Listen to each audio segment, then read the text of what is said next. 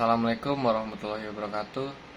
Saya Galih Rahmatullah, NPM 207111098, ingin mempresentasikan resume komunikasi massa. Komunikasi massa adalah proses di mana organisasi media membuat dan menyebarkan pesan kepada khalayak banyak atau publik. Komunikasi massa berasal dari pengembangan kata media mass of communication. Media massa adalah alat-alat dalam komunikasi yang bisa menyebarkan pesan secara serempak, cepat kepada audiens yang luas dan heterogen. Organisasi media ini akan menyebarluaskan pesan-pesan yang akan mempengaruhi dan mencerminkan kebudayaan di suatu masyarakat. Lalu informasi ini akan mereka hadirkan serentak pada khalayak luas yang beragam. Hal ini membuat media menjadi salah satu institusi yang kuat di masyarakat. Dalam komunikasi massa, media massa menjadi otoritas tunggal yang menyeleksi, memproduksi pesan, dan menyampaikannya pada khalayak. Fungsi komunikasi massa. Yang pertama itu fungsi informasi, yang kedua fungsi hiburan, yang ketiga fungsi persuasi atau membujuk, yang keempat transmisi budaya, yang kelima mendorong integrasi sosial, yang keenam pengawasan, yang ketujuh korelasi atau hubungan, yang kedelapan pewarisan sosial, dan yang sembilan melawan kekuasaan represif. Paradigma komunikasi massa yang lama itu terdiri dari SKH, majalah, tabloid, internet, radio, dan TV. Yang baru itu terdiri dari film, SKH, majalah, tabloid, TV, buku, radio, kaset, atau CD. Ciri-ciri komunikasi massa. Yang pertama itu komunikator dalam komunikasi massa itu melembaga.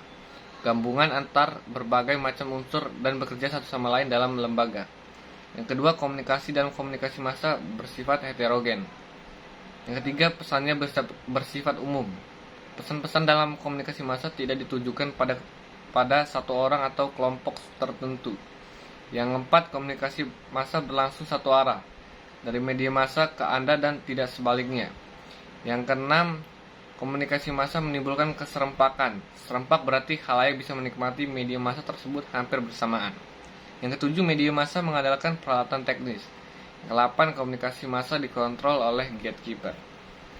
Elemen-elemen yang terdapat di komunikasi massa. Yang pertama itu ada komunikator. Dalam media massa, komunikator merupakan pihak dari media yang menyampaikan pesan kepada khalayak, seperti jurnalis.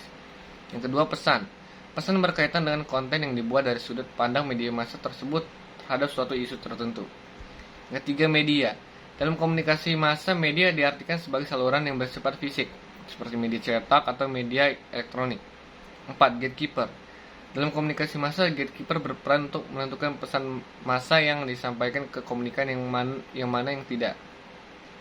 Yang kelima, gangguan. Gangguan terbagi menjadi dua. Yang pertama itu gangguan saluran, misalnya salah cetak, gangguan gelombang, dan gangguan sematik atau kata.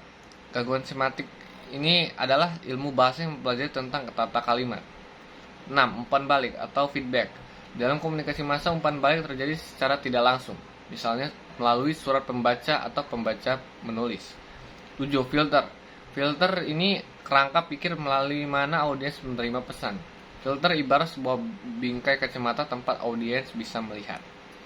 Efek komunikasi massa. Yang pertama itu ada efek kognitif.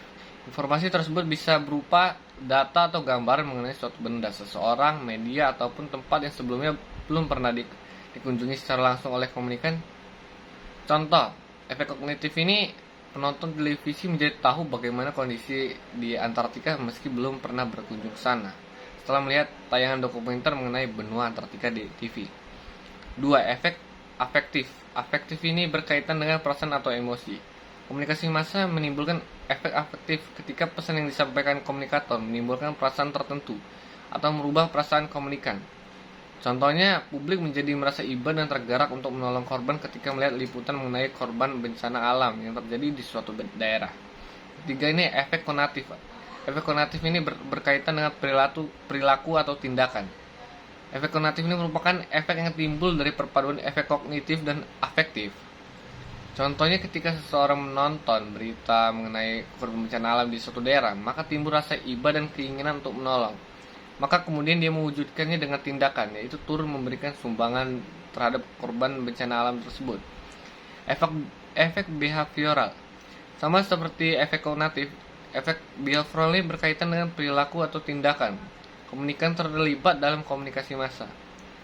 Efek behavioral yang terjadi pada tiap individu akan berbeda dengan individu lainnya. Contohnya, seorang anak yang menonton berita tawuran yang dilakukan oleh anak sekolah sehingga menimbulkan kerusakan serta korban mengalami luka parah.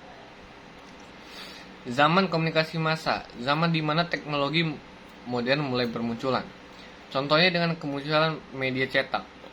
Langkah aktivitas komunikasi mulai menanjak cepat.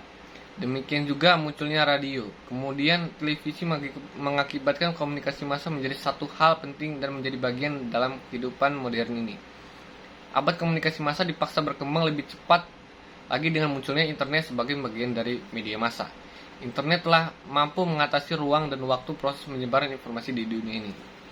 Munculnya era komunikasi massa merupakan keniscayaan yang tidak bisa dihindari.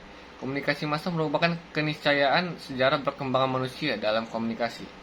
Semakin cerdas manusia, semakin kompleks dan rumit komunikasi yang dilakukan. Model komunikasi massa yang pertama itu ada model Shannon dan Weaver. Model ini sering disebut sebagai model matematis atau model teori informasi.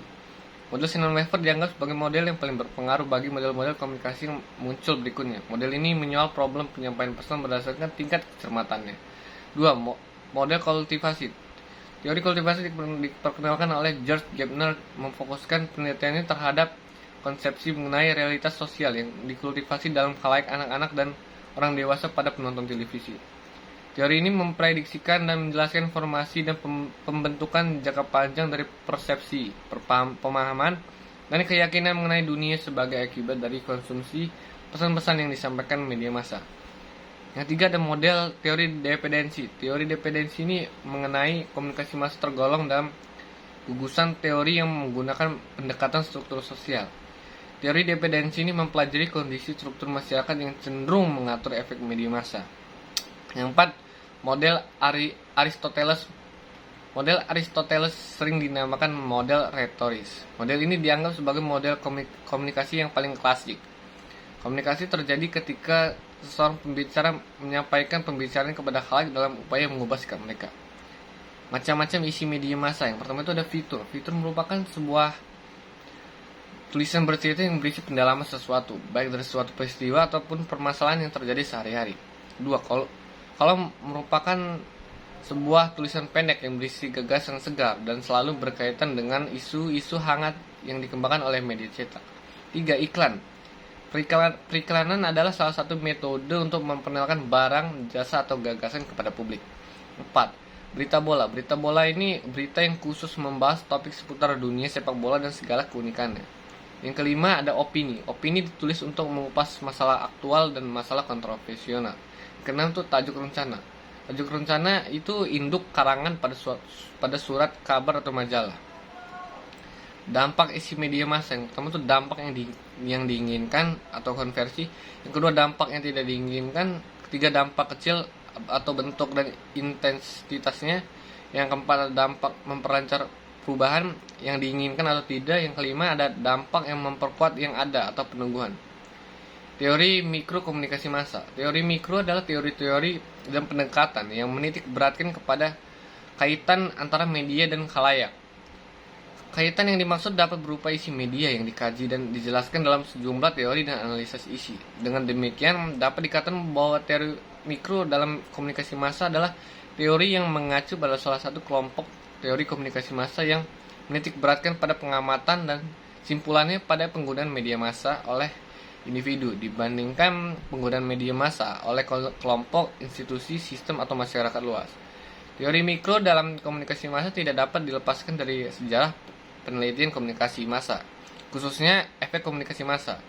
Penelitian efek komunikasi massa yang dilakukan oleh para ahli selama kurun waktu 80 tahun menunjukkan pasang surut kekuatan media massa.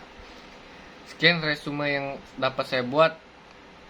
Saya ucapkan terima kasih. Wassalamualaikum warahmatullahi wabarakatuh.